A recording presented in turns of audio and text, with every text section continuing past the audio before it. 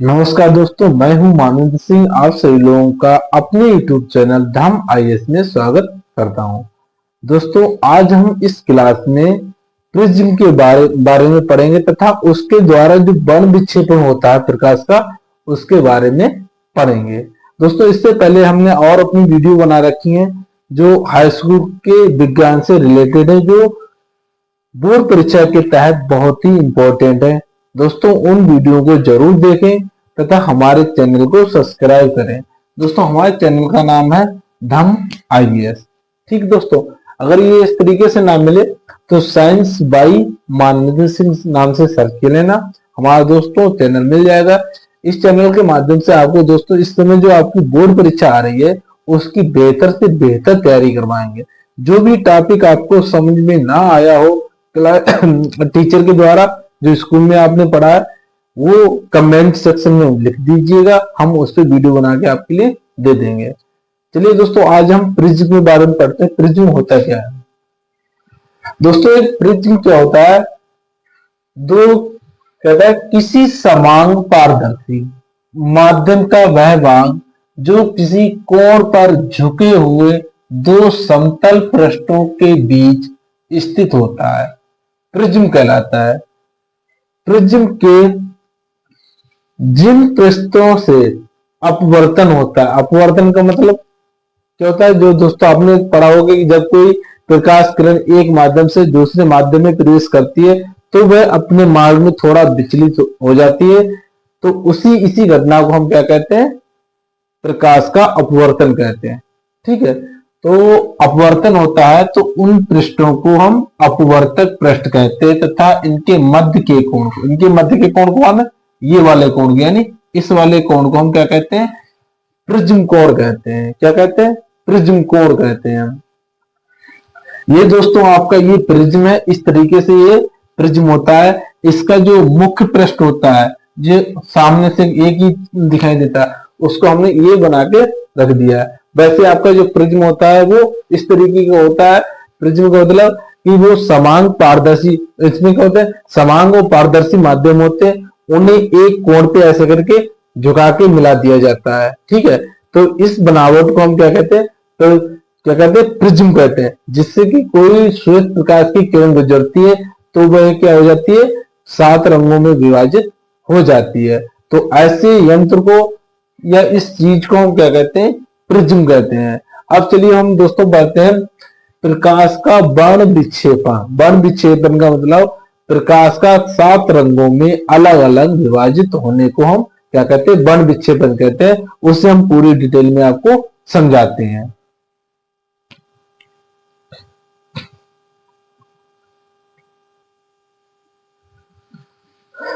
चलिए दोस्तों आगे देखते हैं प्रकाश का वर्ण विक्षेपण, यानी प्रकाश का वर्ण विक्षेपण होता क्या है। ठीक, इसमें दोस्तों पहले हम परिभाषा देखते थे। ठीक, इसमें कह रहा जब कोई श्वेत प्रकाश की किरण, क्या है? श्वेत प्रकाश की किरण, जैसे सूर्य की किरण, ठीक है, सूर्य की किरण प्रिज्म में से होकर गुजरती है तो वह अपने मार्ग से विचलित होकर प्रिज्म के आधार की ओर झुक जाती है। ठीक, तथा प्रिज्म से बाहर निकलकर 7 रंगों में विभाजित हो जाती है। श्वेत प्रकाश के 7 रंगों में विभाजित होने की क्रिया को प्रकाश का वर्ण विक्षेपण कहते हैं।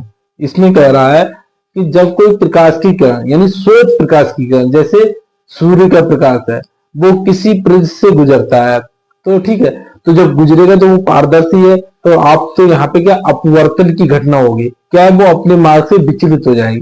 तभी क्या होता है वो तो दोस्तों, जब अपने मार्ग से विचलित हो जाती है, क्या हो जाती है? विचलित हो जाती है और प्रिज्म के आधार की ओर झुक जाती है। जैसे ये देखो, ये प्रिज्म श्वेत प्रकाश की किरण है, ये ऐसे कर जा रही है, जाने के बाद अगर जाएगी तो ये सीधे बिल्कुल ये जाएगी ना, तो ये यहाँ से अपने मार्ग से विचलित हो गई, ये ऐसे करके हो गई।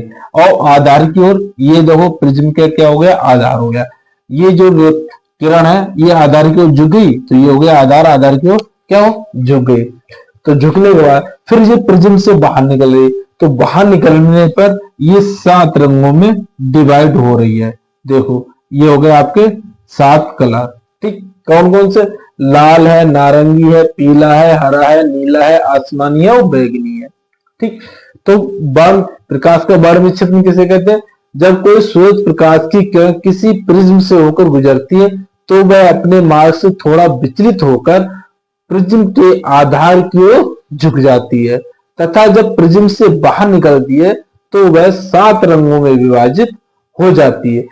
प्रकाश की इस घटना को या इस क्रिया को हम प्रकाश का वर्ण विक्षेपण कहते हैं। इसमें दोस्तों जो लाल रंग है वो सबसे ऊपर है और जो बैगनी है वो सबसे नीचे है। तो सबसे ऊपर कलर कौन सा है?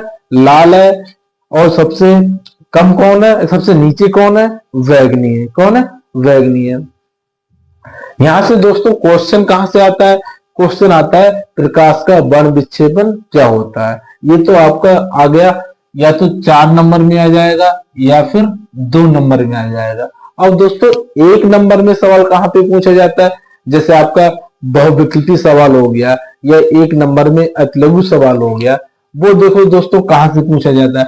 1 नंबर का सवाल यहां से नहीं पूछा जाता है। वो 1 नंबर हम आपको आगे बताने वाले हैं कहां से क्या पूछा जाता है 1 नंबर में। दोस्तों इतना तो आपको कंफर्म हो गया होगा कि प्रकाश का वर्ण विक्षेपण किसे कहते हैं। यानी प्रकाश का वर्ण विक्षेपण उसे कहते हैं जब कोई सूरज प्रकाश की किरण किसी प्रिज्म से होकर गुजरती है तो वह अपने मार्ग से विचलित हो जाती है तथा जब प्रिज्म से बाहर निकलती है तो 7 रंगों में विभाजित हो जाती है। इस क्रिया को प्रकाश का वर्ण विक्षेपण कहते हैं। अब चलिए हम दोस्तों देखते हैं 1 नंबर का क्वेश्चन कहां से पूछा जाता है।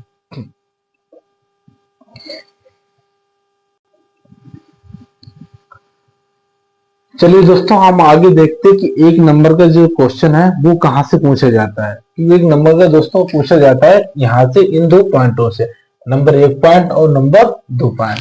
देखो दोस्तों इसमें क्या कह रहा है?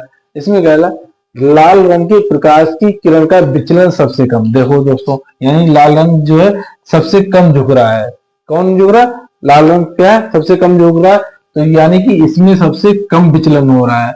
और सबसे अधिक विचलन किसमें हो रहा है? बैगनी रंग में। किसमें? बैगनी रंग में। तो ये हो गया सबसे अधिक विचलन किसमें हो गया? बैगनी रंग में। बैगनी रंग की तरंग दैर्घ्य सबसे कम, यानी जो इसकी जो तरंग दैर्घ्य है, इसकी तरंग दैर्घ्य क्या है? सबसे कम है। और लाल रंग की जो तरंग दैर्घ्य है वो सबसे अधिक है। अब दोस्तों सवाल कैसे पूछा जाता है? किस रंग का विचलन सबसे अधिक होता है? किसका होता है? बैगनी रंग का होता है। किस रंग का विचलन सबसे कम होता है? किसका होता है? लाल रंग का होता है। किस रंग की किरण का तरंग दैर्घ्य सबसे अधिक होती है? किसकी होती है? लाल रंग की होती है। लाल रंग की जो तरंग दैर्घ्य होती है वो क्या होती है? सबसे अधिक होती है। और बैगनी रंग की तरंग दैर्घ्य क्या होती है? सबसे कम होती है। तो यहीं से दोस्तों आपका 1 नंबर का सवाल पूछा जाता है, वो भी बहुविकल्पीय में पूछ लिया जाता है किस रंग का विचलन सबसे अधिक होता है, किस रंग का विचलन सबसे कम होता है, किस रंग की तरंग दैर्घ्य सबसे अधिक होती है और किस रंग की तरंग दैर्घ्य सबसे कम होती है। देखिए दोस्तों यहाँ पे अगर याद करना है तो याद ऐसे कर लो, ये आप चित्र देख लो। चित्र मतलब जिसका जितना ज्यादा झुकाव हुआ है उसका ही उतना अधिक विचलन है। देखो यहाँ से सबसे ज्यादा कौन सी झुकी हुई है? बैगनी रंग। तो इसका मतलब बैगनी रंग का विचलन सबसे अधिक हो रहा है। और सबसे कम कौन झुकी हुई है? लाल रंग की। तो लाल रंग की जो विचलन है वो सबसे कम हो गया। ठीक, तो जिसका जितना विचलन होगा उतना ही उसकी कम तरंग दैर्घ्य होगी। ठीक, देखो लाल बैगनी रंग की जो है विचलन सबसे अधिक है तो इसलिए इसकी तरंग दैर्घ्य क्या हो जाएगी? सबसे कम हो जाएगी। लाल रंग का विचलन सबसे कम है तो इसकी तरंग दैर्घ्य क्या हो जाएगी? सबसे ज्यादा हो जाएगी। ये था दोस्तों आपका वर्ण विक्षेपण, यानी वर्ण विक्षेपण होता कैसे और प्रिज्म से कैसे होता है। ठीक है, अगर दोस्तों हमारी वीडियो आपको पसंद आई हो तो हमारे चैनल को सब्सक्राइब करें तथा वीडियो को लाइक करें। दोस्तों हमारे चैनल का नाम है धम IAS। क्या है? धम IAS। जरूर दोस्तों हमारे चैनल को सब्सक्राइब करें तथा आगे आने वाली वीडियो को देखने के लिए सब्सक्राइब जरूर कर लें। ठीक है, नमस्कार दोस्तों।